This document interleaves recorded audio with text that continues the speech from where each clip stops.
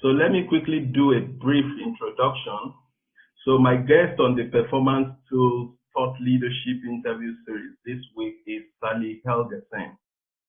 So Sally is one of the leading voices when it comes to women's leadership. I mean, she's one of the most sought after women leadership coaches on the planet.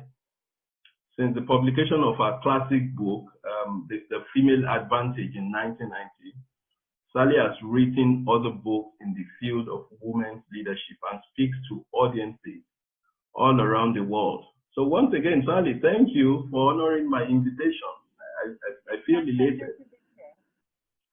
Okay, so Sally, would you also like to briefly introduce yourself to my audience in Nigeria? I would be very glad to introduce myself. Okay, that's Sally. Okay. My name is Sally Helgesen. For 30 years, I have been writing about and working with women leaders all around the world. Nigeria is one country I have not visited, but I've visited other countries on your continent and worked with women leaders in those places.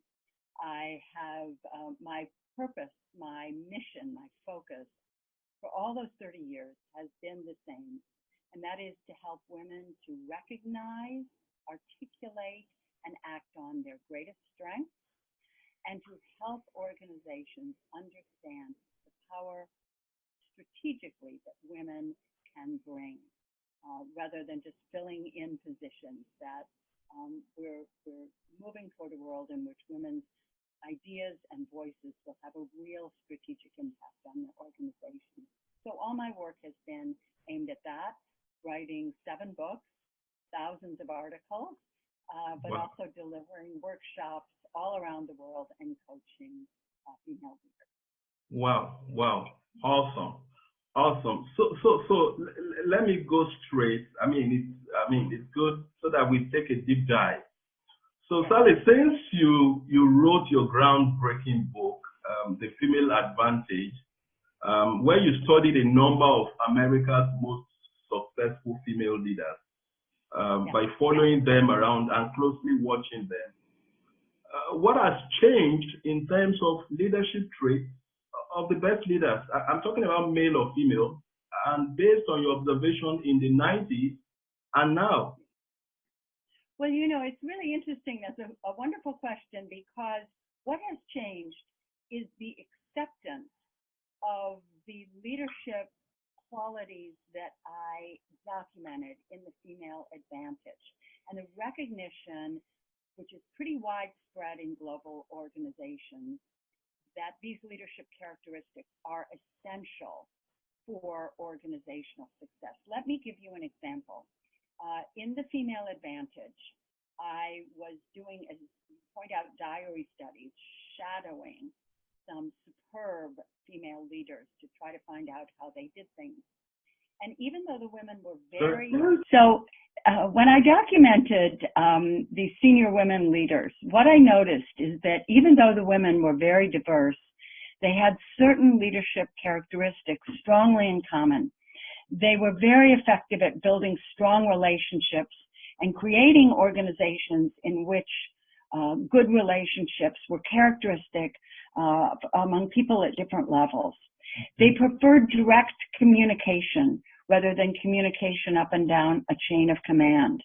They were comfortable with, as opposed to tolerant of, diversity, because they themselves had been outsiders.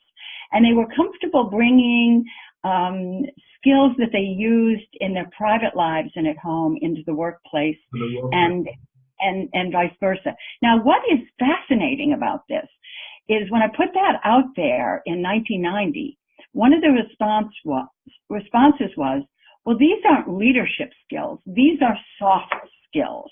They're nice, but they're not really essential at the leadership level. The biggest change for me has been watching every one of those characteristics come to be recognized as what constitutes leadership excellence in global organizations.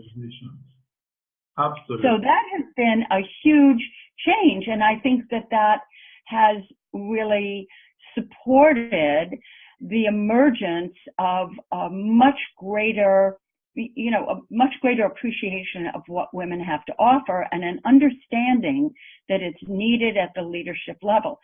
It doesn't always translate into women being at the very top levels, but it translates as much more influence and much more depth in terms of women at leadership levels in general. Okay, great. That's fine. So, in your latest book now, How Women Rise, the one you wrote with Marshall Goldsmith. In fact, I call him emeritus coach. Now he has retired. Yes. You identify 12 habits that hold women back from their career success. So, yes. Can you tell my listeners? We may not be able to go through these 12, but I want you to tell my listeners those maybe 6 critical habits, as we have seen repeatedly exhibited by women across this international organization and in several countries where you have worked and provided some of these interventions to women.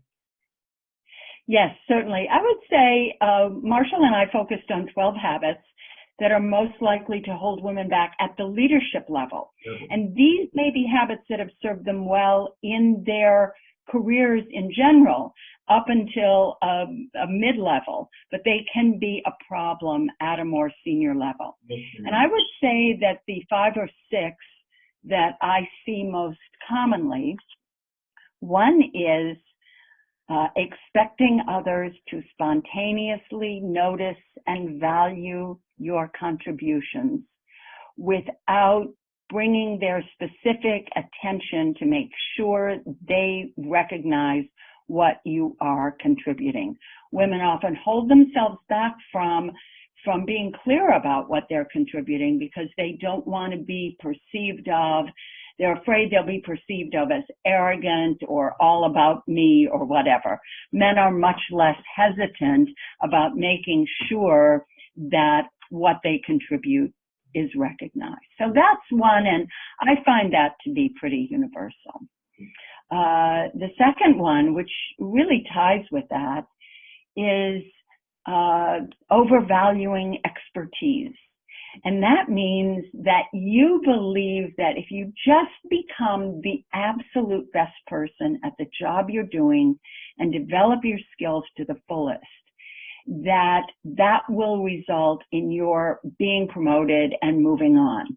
Whereas, in fact, a successful career is always built on 3 things: on expertise, but also on visibility and connections, relationships.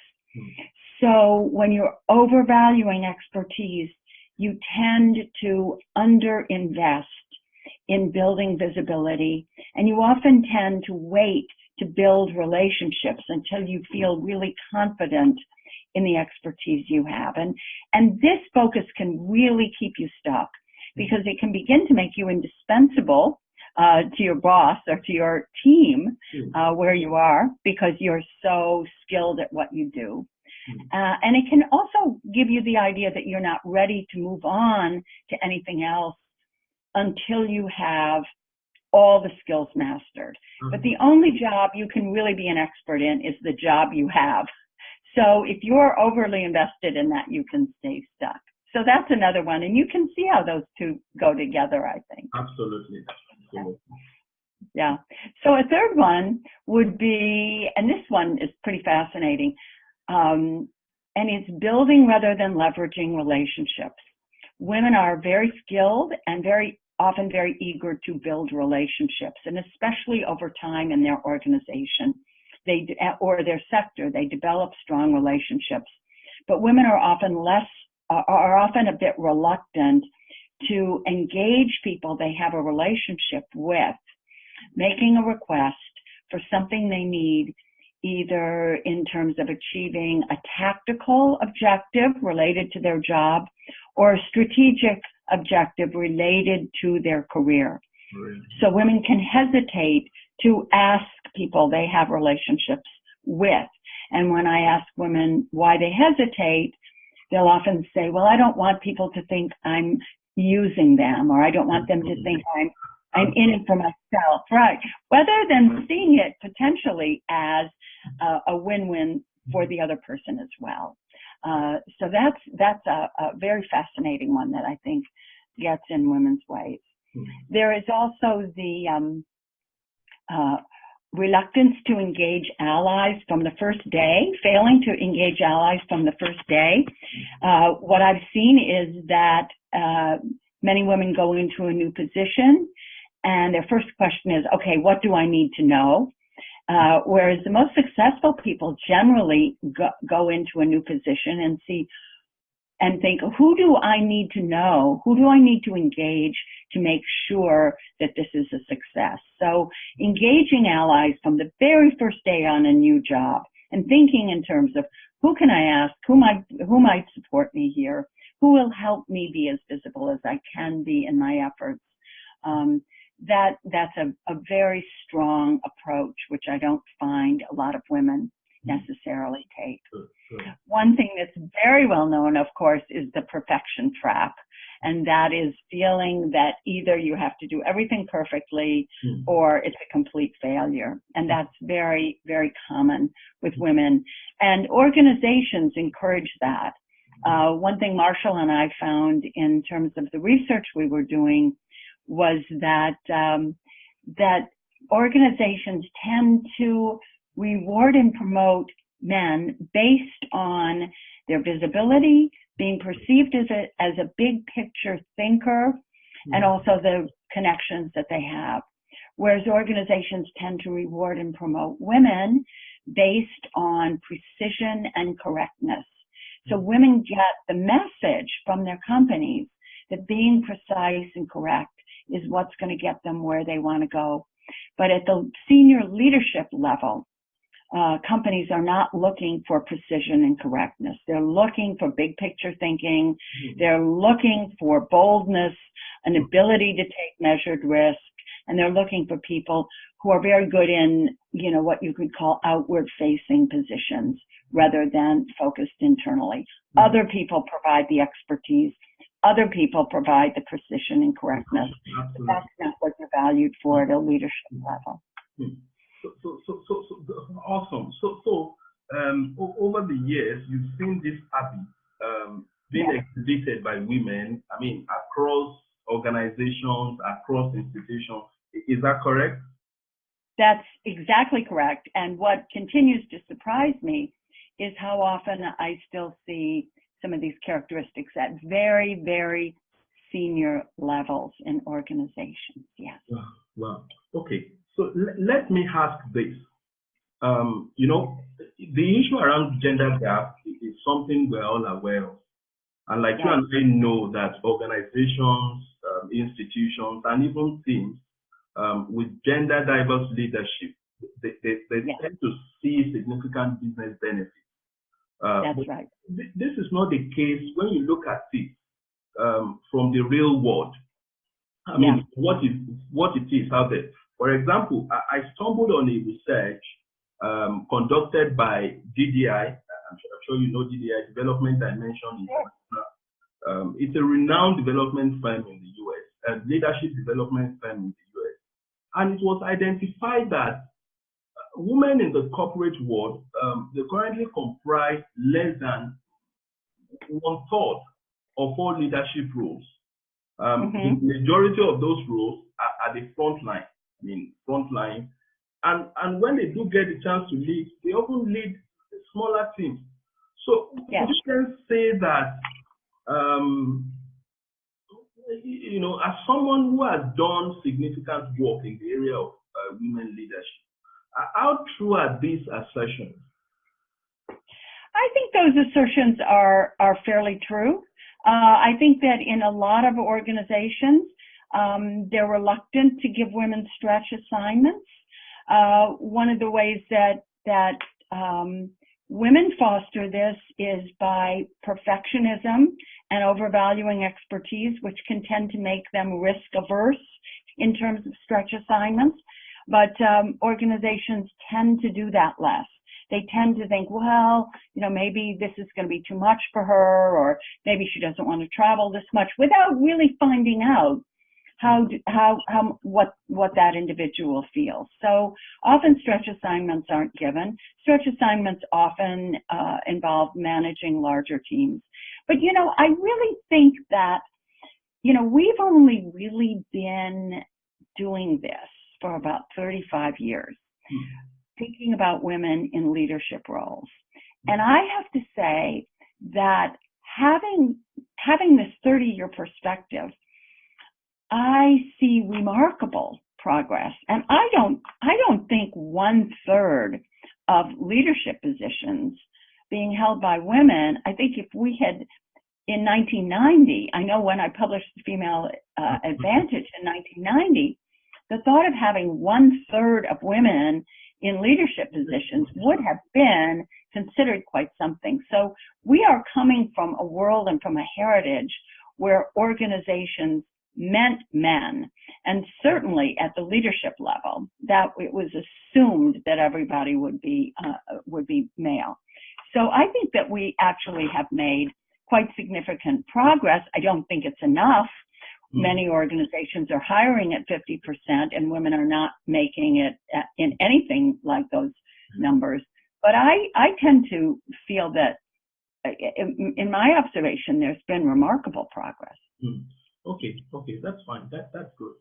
So in a way, also, I'm just a bit curious. Yes. Can we also link this lack of progress? Yes. Or this lack of progress, or this gender gap that we talk about quite often, to some of these habits as identified in your book? Well, I think the important thing is, and Marshall, I know, would agree with me very strongly, we did not write this book to say that women are at fault for the gender gap. Absolutely. We recognize and understand that the primary impediments women face as leaders tend to be either structural in the organization, how it's designed and laid out, and when they promote people and how they identify potential talent, or also cultural within the organization. And that can be everything from the continued prevalence of old boys networks. It can also encompass things like how people judge, confidence and competence in doing leadership selection. So there are many cultural and structural factors that continue to hold women back, much less than 30 years ago, but certainly those exist. But there are also, the third factor is also certain things that women do to hold themselves back and not maximize their potential.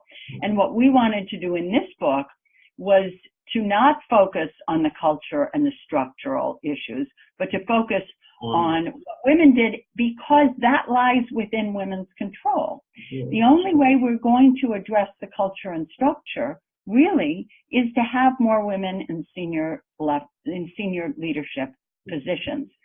So the better job we can do of preparing women to assume those jobs and get out of their own way, to the extent that they may be holding themselves back through certain habits, that will help shift the culture and structure of the organization. But certainly, I would never say the cause of the gender gap are these habits. I just wanted to focus on those because women can control them. Okay, that's fine. That's very clear. So again, what are your top five top pieces of advice to women who are individual contributors, especially those just starting their career and who are looking to take a leap to the top? Okay, 5 things I would suggest. Okay, the first one is have a plan to be visible. Have a plan to make sure that people know who you are and they know what you're contributing. And sometimes that's by developing internal allies who can support that. And sometimes it's by developing, when that feels very closed off, sometimes that's developing the allies you need who are in your sector generally and maybe not in your organization. But have a plan to be visible and promote your own visibility. Recognize that that's essential to success. Number 2, and this aligns with that, get comfortable asking for help. Women are often very reluctant to do that. They fear it'll look as if, they are not really up to the job they have if they have to ask for help. But we all need help, and it's a way of being visible. It's a way of deepening relationships. It's a way of leveraging relationships. So get comfortable asking people for help. Third, identify a couple male allies who you want to enlist in supporting you. And this can work in all kinds of ways. I was doing a program just last night, and I was talking to a woman who'd been in the Secret Service here in the U.S. that guards, the president. And she'd been in this for a while, and she hadn't been promoted, and she felt really discouraged. And what she decided to do was to talk to 3 senior men who were in the Secret Service, who were in positions of authority, and to each of them say, I want to move higher in this organization, and is there anything you can advise that I should be doing, and is there any way that you can help me move forward? And she said all 3 of them agreed, and she ended up with a huge promotion. Wow. Because she had made those asks. That really works. It works. Another example, I worked with a woman who was a senior partner in a law firm.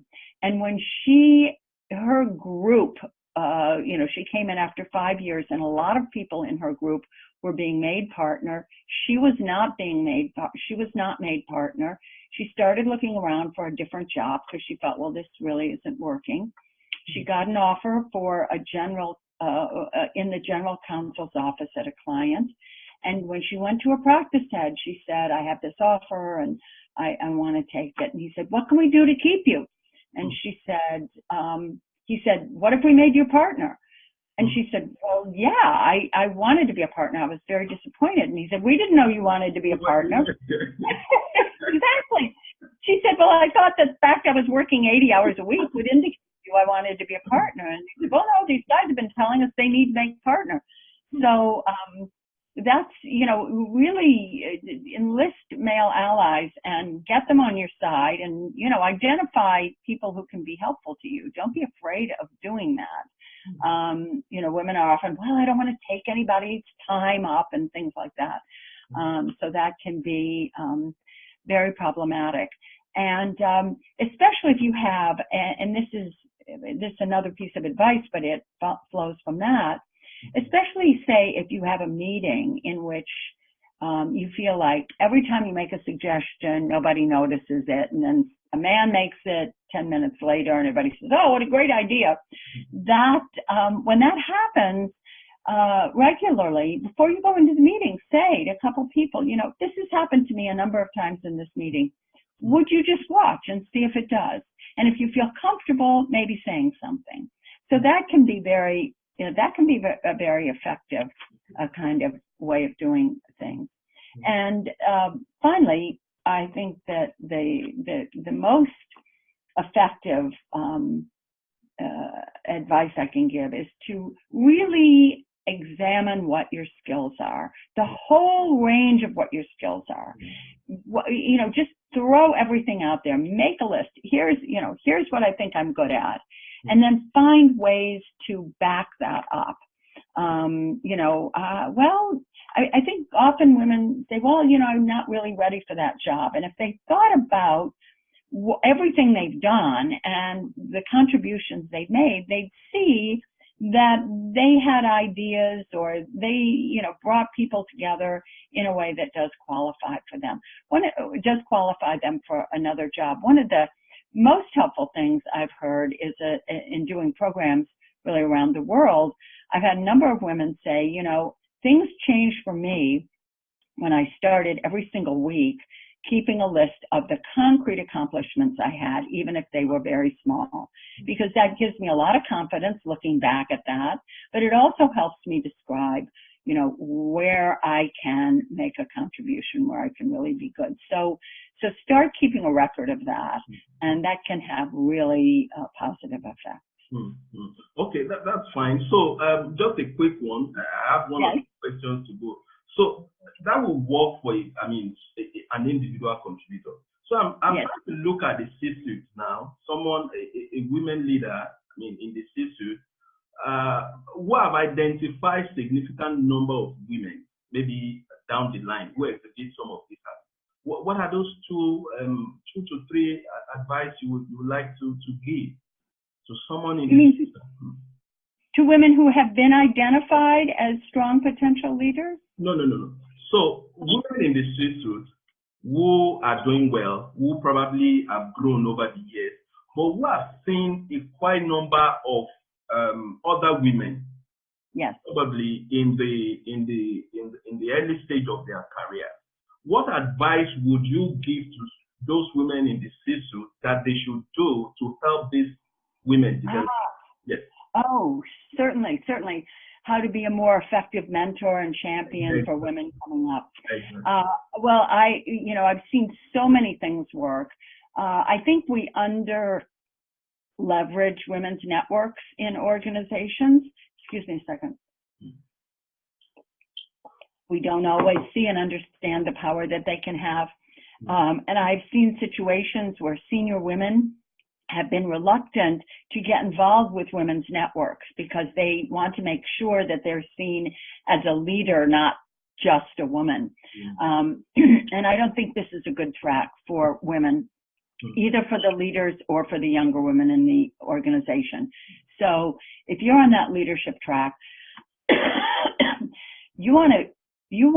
there are many advantages now to positioning yourself as a strong supporter of women. And one of the ways you can do that is to get involved with a women's network, even when the women are at an incoming or mid-level, to be a real contributor to them, to talk openly about your own journey and be really honest about where you had sticking points and how you overcame them, and to arrange opportunities for women who are either incoming or at a mid-level to hear the experiences of other senior women. I've seen so much power when I've spoken at conferences when there have been, women who are in the same organization or the same sector, and they get very senior women showing up for those and talking about how they made it through and what they had to learn, what worked for them, what didn't work for them. So I'd say look for opportunities to do that and get really visible in terms of making contributions to whatever the internal network or group is that the organization has. And then I think also you want to, I think one of the constraints on a lot of senior women is they feel that they have to be a role model in everything that they do, and that any mistake they make is going to reflect on women in general. And so they put a pressure on themselves that men don't necessarily feel. I've never seen men thinking, am I a good role model for other men?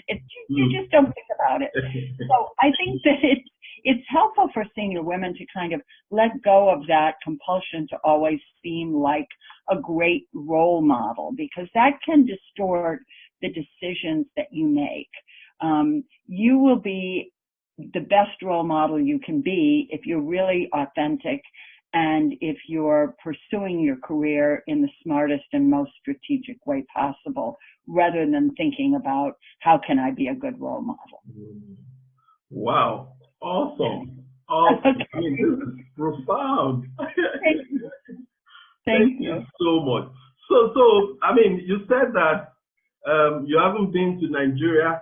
How about the opportunity of coming to speak with the women executive in Nigeria?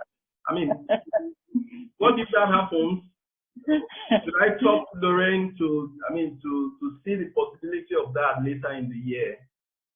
You could take a look at that, certainly. I have had the opportunity often to work with women from Nigeria who are at Chevron. I've done a number of programs over the years for Chevron that were big international programs Okay. So I've seen a lot of women from Nigeria, extraordinary women from Nigeria at those programs. So maybe there could be some sponsorship or interest there. Okay, okay. That's fine. I mean, that's a possibility. We'll work towards that. Yeah. Okay. Wonderful. Thank you. Beautiful. Thank you. Thank you so much. So Thank much you. for your time. I really I've enjoyed this. All right. Cheers. Cheers.